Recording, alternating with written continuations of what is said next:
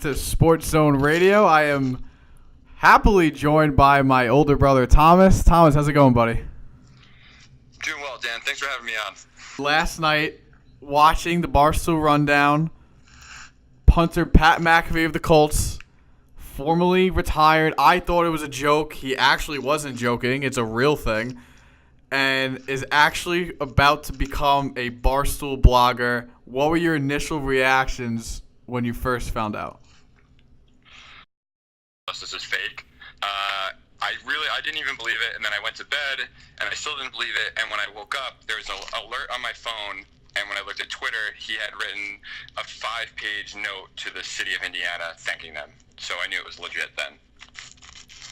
I was like, no chance. Like, I'm sitting there with my buddies, and we look at each other like, no way, this guy actually just retired from the NFL.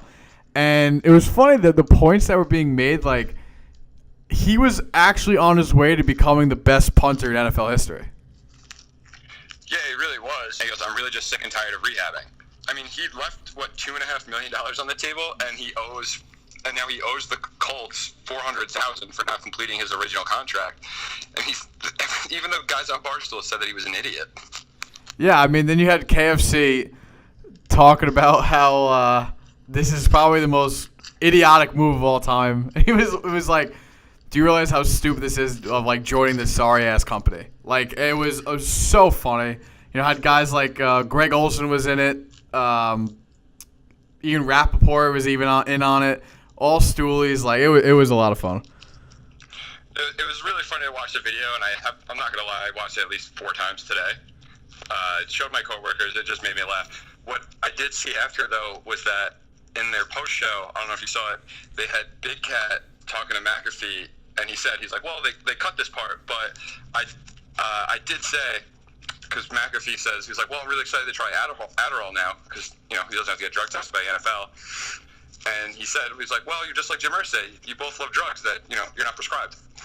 Yeah, I think he asked the question like, now you still have no differences between your bosses being under the influence of unprescribed drugs or something like that. It was really funny. And again, the funny thing with McAfee is he has his own podcast, or he did have his own podcast in the summer with all his boys, and like it was actually like one of the most hysterical things in the world. And what's funnier was when PFT actually tweeted at Marquette King saying like, yo, what's up? Like, are you going to retire now too? Yeah, I saw that. And Marquette King threw him like the okay hand. And then he was just saying, all right, watch out, NFL. Your punters get a little bit of personality. Now they're leaving for the blog life. So let's dive into the Super Bowl. I think it's going to be a shootout game. I think I told everyone my 2 X factors. Do you have any X factors? You have your obvious standouts. You have obviously Matt Ryan, Julio Jones, Devontae Freeman, Tevin Coleman for the Falcons. I mean, I think the Falcons' X factors, it's gonna be Taylor Gabriel or Mohamed Sanu, whoever the second receiver is, because obviously the Patriots' defensive coordinator's job is to take away Julio Jones. So who's ever getting, because he's getting double and triple covered, who's ever left open, they need to catch the ball. No, and that's where I was saying earlier, like, I think Mohamed Sanu is bound for a 5 to 7 catch game for 80 to 100 yards. Yeah, without a doubt. Yeah, because I just think, and it's not the Patriots' fault. It's just, this Julio Jones attracts so much attention. The guy, I think he's the best receiver in the NFL. Yeah, without a doubt. But it's crazy when you watch the game, especially even against the Packers. The Falcons are 3rd and long or 2nd and long, and everyone knows, all right, the ball's going to Julio Jones, and somehow the guy's still making catches and running for 80-yard, 70-yard touchdowns. Like, are you kidding me? It's funny. He just makes plays one after another and blow you away. It's funny because like you see those charts that the NFL tweets out. It's like squiggly lines all over the place. It's like where they caught the ball and like it's the route, like the routes they run with, like before they catch the ball and after they catch, like his routes are like absurd. Like he is all over the field. So again, I just think the Patriots could have their handful. And I asked the question: is this the best team the Patriots in this dynasty era of the 2000s have ever faced in the Super Bowl? I would have to say yes, only because I think that if Terrell Owens didn't have a broken leg against the Eagles, they would be the better team. Yeah, it was so funny because I actually just said that. I was talking about, I was like, I think the Eagles would have won it except if Terrell Owens didn't have like one leg or like a severed leg. He had a broken femur, right? Yes, it's something ridiculous. I mean, that's absurd. Yeah. And they still almost won.